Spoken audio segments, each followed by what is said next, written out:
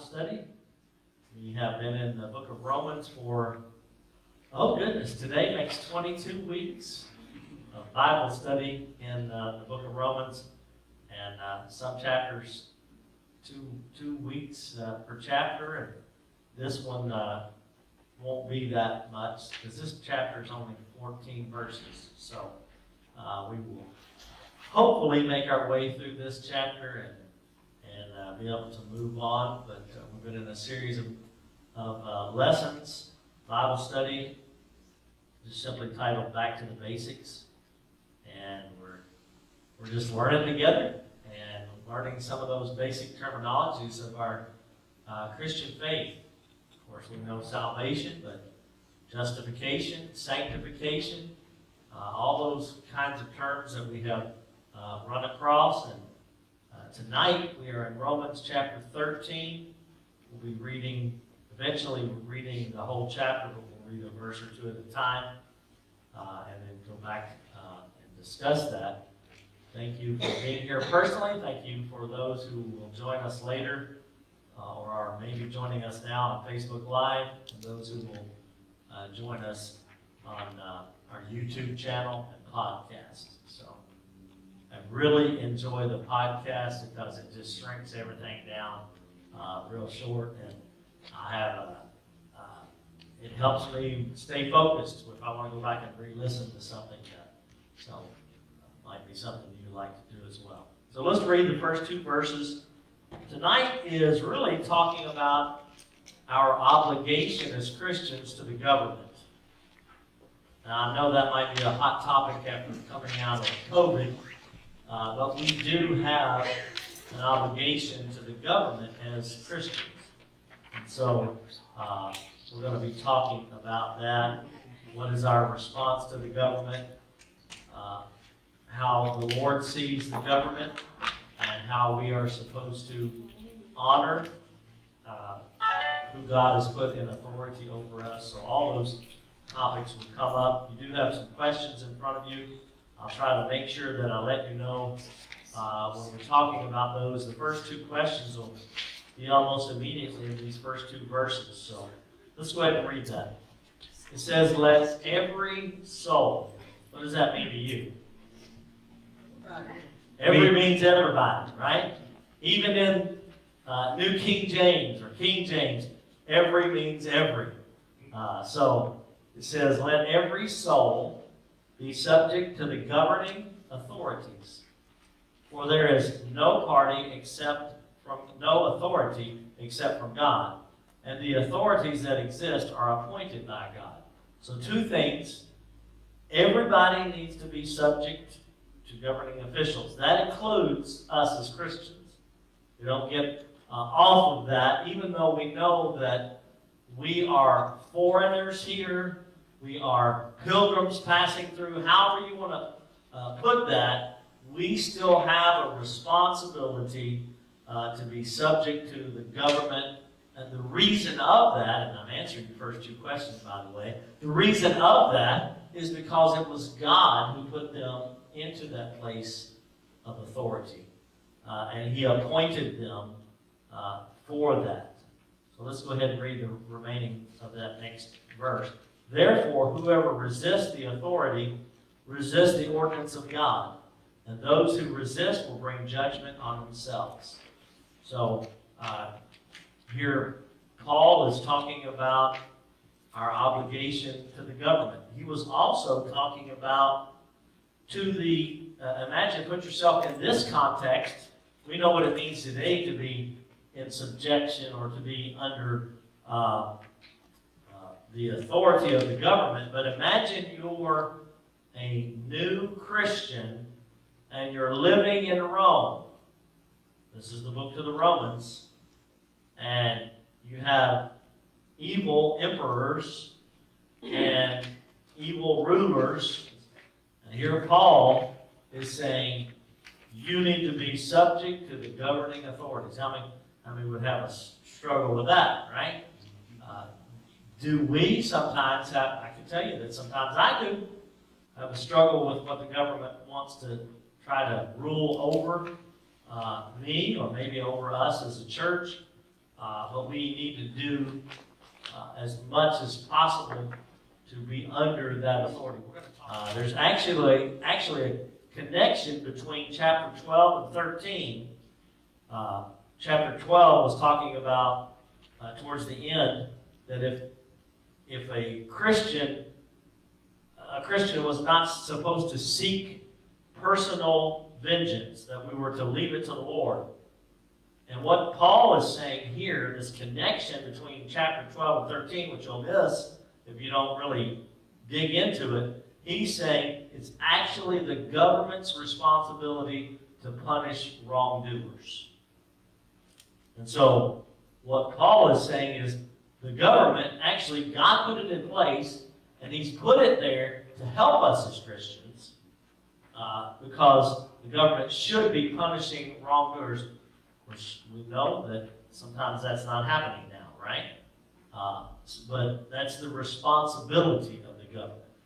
And it says every soul. So that includes Christians, that we should be subject to the government. And this is in contrast to the zealots. Have any of you watched The Chosen?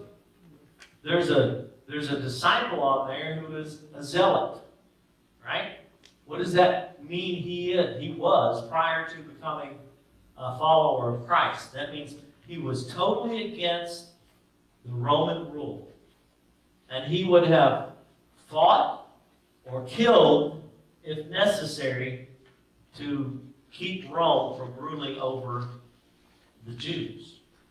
So he was a zealot. So imagine if you were prior to coming to follow Jesus, you were a zealot, and now Jesus is teaching as well in his parables and everything that we're to be subject to the government, right? So that might be a little bit difficult. So why does God? It says God appoints government leaders. Why would God do that? Have to have order, law and order, right? You learn about that in school, right? That civics class talks about what the responsibilities of the government are. One, to protect the people, right? To have law and order and those kinds of things. So God appoints these governing authorities to help us. Imagine if there were no rules, no laws. How difficult would it be to propagate the gospel of Christ? It would be very difficult, right? If you went out to attempt to witness to somebody and somebody didn't like it, and there was no governing authorities and no rules and no laws, they might attack you, might kill you, might whatever. If you've ever, and I'm talking, I know Bill was there, and so was Jason. If you ever went to a foreign country that had very little law and order, you recognize it immediately. I mean, even the simple things like traveling in a vehicle in a country like Haiti, that's Bill and Jason, they're shaking their heads. It's insane. It's crazy. Where we think we're going to get on the right side of the road and we're going this direction and people on the left are coming this way. Not so in Haiti. Whichever way you wanted to go, you just bullet your way through, right? And to us, you know, if you've never been, you probably think we're exaggerating, but we're not. When a 2-lane road's got 5 lanes, you know something's wrong. Yes. And 3 might be going that way and 2 this way. Yep. So it's the government does have a purpose. God appoints our nation's leaders, but I want you to hear this, but it's not always to bless the people. Not always. I think in general, God appoints government officials and things like that to bless a nation and to help a nation. And I certainly feel like overall, as a nation, we've been blessed because of having, for hundreds of years, a more godly type of government. But God, look at the history of Israel. sometimes God would appoint leaders that he knew were, and allow them to come into office, allow them to be kings, allow them to do all of this in order to bring the nation of Israel back to God, because God knew it was going to be bad when they were in charge and in control. Read about those kings, especially the kings of the northern kingdom of Israel. 30-something kings. They were all bad, all evil, all led northern Israel eventually to be held captive by Babylon because they went totally against God. So while God appoints leaders, it's not always to bless the people. Sometimes it's for him to bring that nation to a point of judgment. But can I tell you, that still shows the love of God, doesn't it? Because if God didn't love a country or love people, he would just never bring up the judgment on this earth and allow them to die and go to hell, right? So God, even God's judgment upon this earth is an act of love whenever we begin to really think about it. So Paul wrote this during the Roman Empire, as I already said, and it was not a democracy. It was a dictatorship, right? The Bible tells us that Jesus suffered under Pontius Pilate. How many remember reading that? Right? It tells us that Paul was persecuted under Nero, the very worst historically, if you do your Christian history, the very most vile and wicked emperor of Rome was Nero. Persecuted the Christians more than any of the emperors. And so, if Jesus and Paul still were under the authority of the government, then we are as well. What happens if we resist the government? What does this tell us? You'll receive damnation. Yeah, that doesn't sound very good, does it? If you resist authority, you're actually also, government authority, you're actually also resisting God. How many, every hand ought to go up, but if I had to raise hands, how many ever tried to resist God? Shaking heads, raising the hands. How'd it go for you? Not real well, right? When we resist the authority that God has put over us, be it government, even though they're not perfect, then we're actually resisting God. And we're bringing judgment on ourselves. So let's read verses 3 and 4. For rulers are not a terror to good works, but to evil. Do you want to be unafraid of the authority? Then do what is good. Doesn't that sound like a great answer?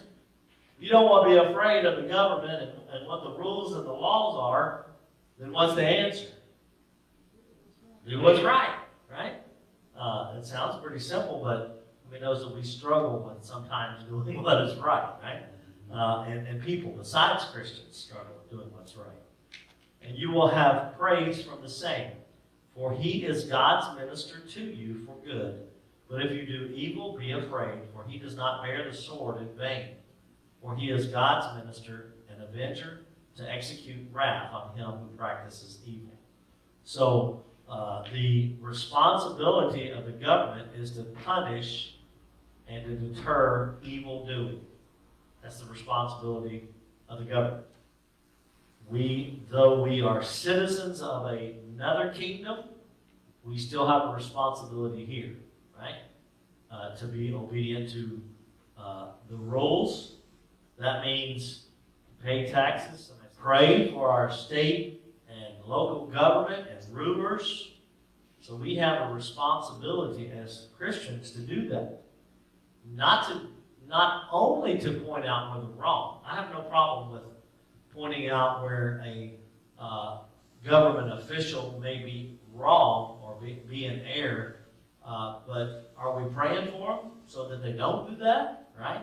Are we supporting them? Are we talking to them instead of talking about them? That's some of the things that, as good citizens, that we should be doing. So this official, this government, whether it be it local or state or federal, whatever it might be, he's actually serving as God's minister for our good and for our betterment. And his job is to execute judgment, wrath upon those who are practicing evil. The government's job is to justly punish.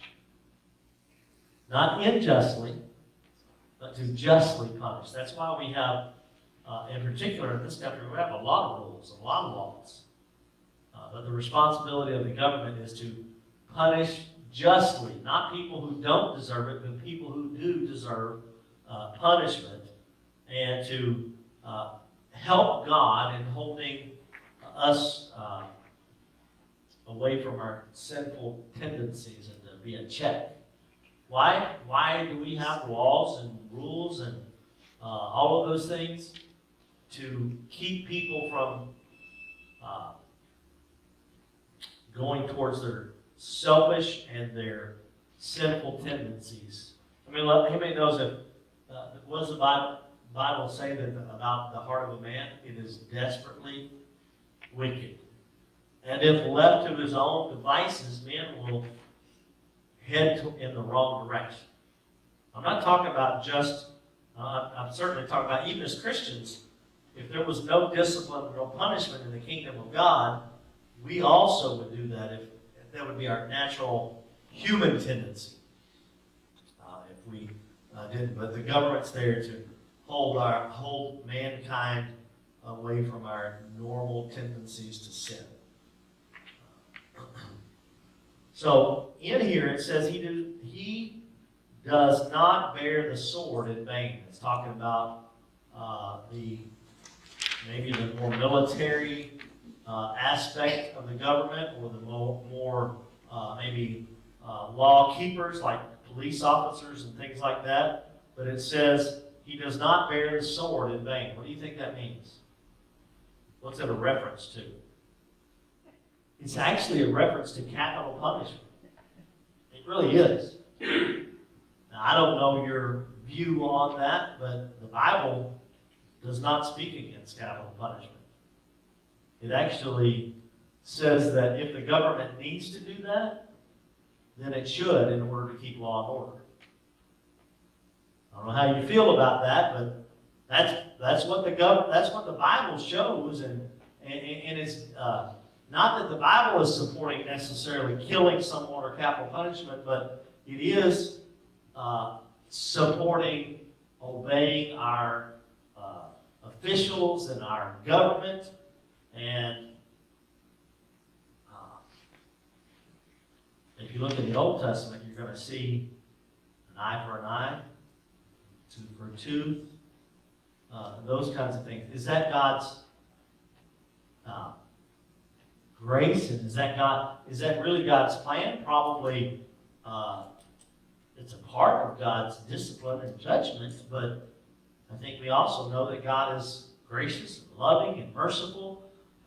But it is here a reference to capital punishment. And it is a deterrent, especially from people doing things like taking someone else's life and things like that. There is punishment for the things that we do. Even in God's mercy, there still is. If we stay in our sin, then we know what the punishment is, right? I think even his word, he said, if the government here, I think this is basically saying if the government thinks it's necessary in order to keep law and order and to keep chaos from happening, that God's not saying it's a sin. He said, matter of fact, he's saying be in subjection to that, to their rule at least. So let's read verses 5 through 7. This is going to talk about, as a Christian, our responsibility towards the government. Therefore, you must be subject not only because of wrath, in other words, don't just obey because you're going to get punished, but also for conscience sake. That it's the right thing to do, that God has said be in obedience and be living in subjection to the government. For because of this, you also pay taxes. There it is. The Bible says you need to pay taxes. For they are God's ministers, attending continually to this very thing. Render therefore to all their due, taxes to whom taxes are due, custom to whom customs are, fear to whom fear, and honor to whom honor. And it's for your sake. In other words, what the government can do with the taxes that you pay are supposed to be, sometimes we wonder, right? For our benefit and for our blessing. We wouldn't have things like roads. We wouldn't have things like public education. We wouldn't have a lot of things without taxes that have been a benefit and a blessing, even to the kingdom, to allow the gospel to be spread. God is very strategic in the spreading of the gospel. That's the reason why you see, it's not a coincidence that you see Jesus born when the Romans are over Israel and over much of the world. Because what did they have? They had law and order, they had road systems, all those kinds of things that made it easy to propagate the gospel once Jesus was born. Right? So anyway, so we're subject to pay taxes, to render our due. There's 4 things that we are to give to the state or to the government. What are they? Creating taxes. Taxes, Custom. customs, fear, and honor. But I've met a lot of our local officials and a lot of our magistrates, and I prayed over them whenever they went to meet. And I've prayed over our judge executive, and I've prayed, and when you do that, you're honoring what God asked you to do in that. You don't have to honor somebody. You don't always have to totally agree with them. But you can honor, what you're honoring is the position that God put them in. You may not agree with their politics at all, but you definitely are. So what's a custom? Is another type of taxation, right? Fear. I think God instituted the government to be able to deal with to punish people who are evildoers, so that we would have a healthy fear. There is such thing as a healthy fear, so that we stay out of trouble and we honor what He wanted. So let me ask you this: in light of all of this, is it ever right to be in rebellion against the government? I don't think it's right to be rebellious. We have to go by our conscience, and if Yes. something is sinful, we can't do it. If it's against God's law, then we have to buck against that, however you want to call it. Rebellion seems like a pretty strong word, but there's always a choice. What choice will we disobey God or disobey the government? And realize that we are actually, we as citizens of the kingdom have a choice between what government we're going to honor and obey, right? If it is, just like Wayne said, that was a good answer. If it is directly against the Word of God, then I think we have an onus to do that, to do what God's Word says and not what the government says. What is our responsibility as citizens of this nation, but also as citizens of the kingdom? What's our responsibility when it comes to participating in government? Do you feel there is a role for the Christian in politics and in government? I hate to think what it was like if there was none. Absolutely. If there was none, it would be major chaos. The only way to turn it around is to get more in. Right. There are those that, yes, that God has put in place, and they have stood up when it was difficult to stand up. And so we have to appreciate that, I think. And certainly if God puts it on your heart to be a part of government, then I think we have a responsibility to do that. If God has given us the gift of governance and leading, and we use that to the betterment of our nation and our localities, and I think that's a good thing. Well, we are a part of it, whether we want to be or whether we do anything or not, because Right. we either vote or we don't vote, and either way, we are a part of it. Let's move on. We'll read verses 8 through 10. So, as Christians, we have a responsibility to the government. We are in subjection to the government. Sometimes we may even serve in government. So what is our obligation, which is this next part, to people and to our neighbors? So verses 8 through 10, owe no one anything except to love one another. For he who loves another has fulfilled the law.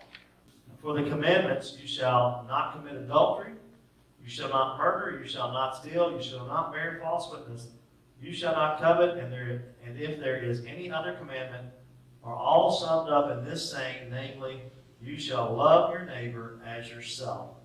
Love does no harm to a neighbor, therefore love is the fulfillment of the law. So, we do have a responsibility for our neighbors, for our community, and that community can be summed up, and this is in your questions, the fulfillment of the law. Love is the fulfillment of the law. So if we're obeying those 10 commandments, which are based on love for God, love for people, when you split them up into categories, then we're fulfilling the law. And we'll be on right standing with God, and more than likely in right standing with people, right? So that's good. So don't owe anybody any debt. What does that mean?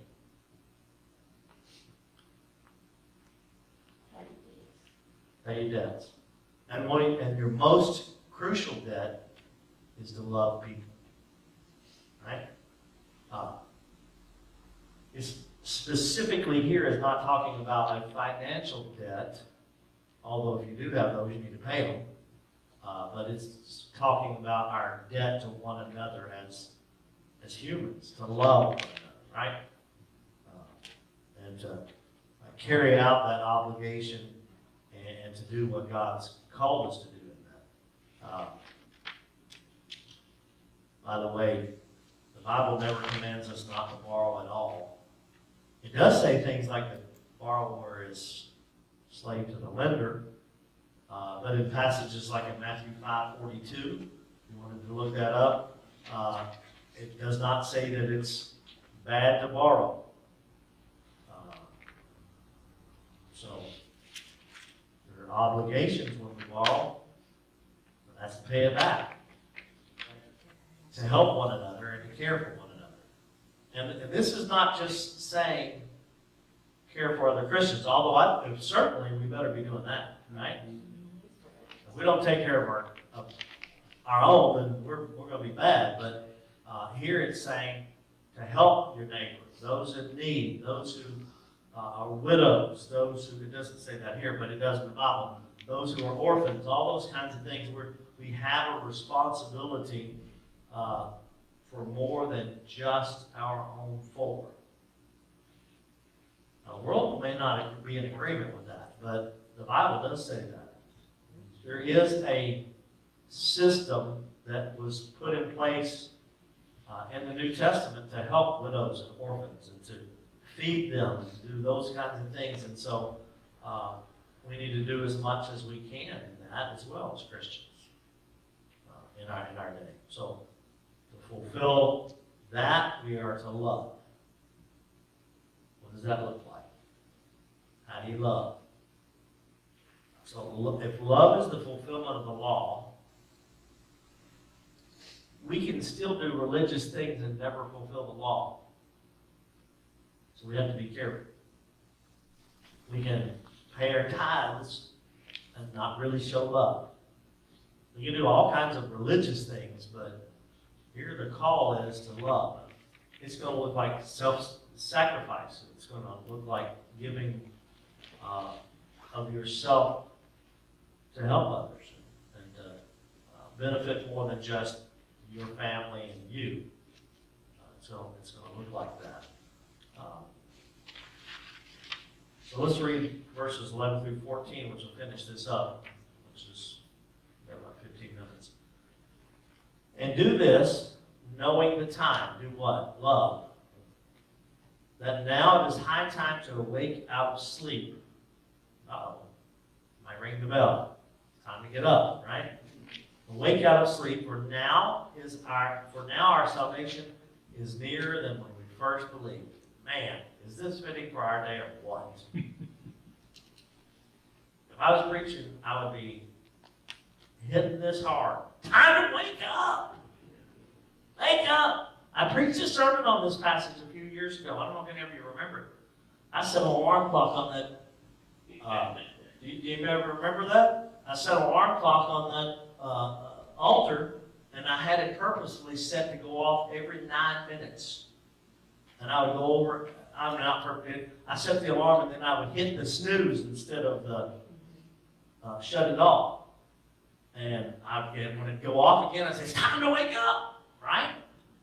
And that's where we're at in our day. I believe if the devil had his way, he would rock us to sleep in the norm of everyday living. Right? Of just survival, of just making it. But that's not where we're supposed to be as Christians. I'm not talking about financial prosperity in this. I'm saying love each other so much and love people so much that you are conscious of the time that we're living in. The Lord can come back at any moment. For now is our salvation nearer than when we first believed. The night is far spent, the day is at hand. Therefore, let us cast off the works of darkness and let us put on the armor of light. So, in this, it's like throughout the Bible, there's always something that you're going to push off and something you're going to put on. And you see this here. You're casting off any works of darkness, and you're putting on the armor of light. Later on, pretty much saying, put on Jesus. Right? So let us walk properly as in the day. How many of those that sinners walk differently in the day than they do in the night? Many times, that's a period of drunkenness and revelry, as it says, lewdness, lust, strife, and envy. So even in the physical, you see that, right? But here it's saying, They can hide it. yeah, they can hide it. Here it's saying we need to wake up, recognize the time that we live in, and live for the Lord, and show the love of Christ, and put on Him, put on that light. That's what it's telling us. Make no provision to the flesh to fulfill its lust. So we're to be awake. Open up your eyes. It's speaking of energy, that we need to be energetic, not sleepwalking. Remember, have you ever seen somebody sleepwalk? It is wild. I mean, they're walking around and they think they're awake and they're really asleep. And we have to be careful that we're not doing that, right? And that we're awake and that the time of the Lord's return is coming. And it is just so easy to get lost in the world and worldly pursuits and worldly desires and even good people. Nothing, not big sinners, but we just sometimes if we don't watch it, we don't recognize the day that we live in. Come out of the night into God's light. So licentious is a word that's used there in this last part. Licentious means the desire to be in a forbidden bed or to do something that is that you're not supposed to do. If you're waiting on the world to get better, quit waiting. I mean, that's a message I'm seeing here. We're in the last days. Now, and I know that's been said for hundreds of years, but we're closer now than we ever were, right? And it will not get better. Now, can we have periods of revival? Absolutely. And I believe that we will, and we'll see that. And we'll see, if you ever give up that God is not going to move again, then you're in a sad situation. Because God does still move. And I sense, can I just tell you where I see this last revival, and it's supported by the Bible. I see the last revival coming through children and youth.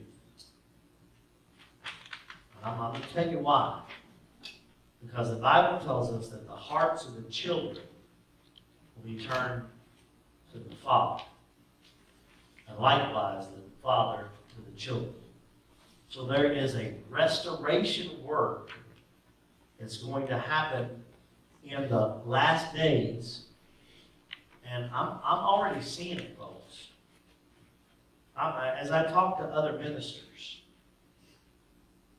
who's coming back to church now is the kids and the youth. Every church pastor that I talk to, man, we're really growing in this area of children and youth. Why? Because it's God's heart for the end times.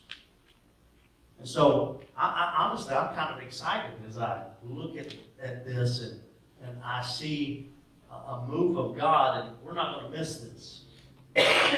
Right?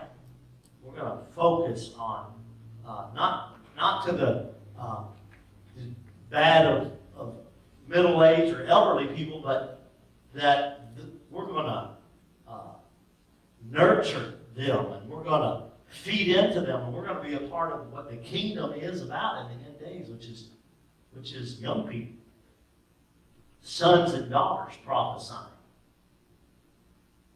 right?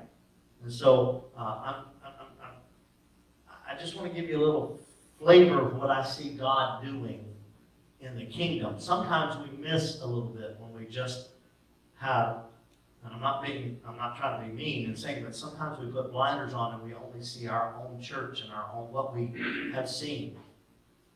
But God's doing something in the kingdom in these last days, and I'm telling you, it's coming through children and youth. That's the move of God in these last days, is that another generation will come to the Lord. Another one. All right, let's do these questions before it's too late.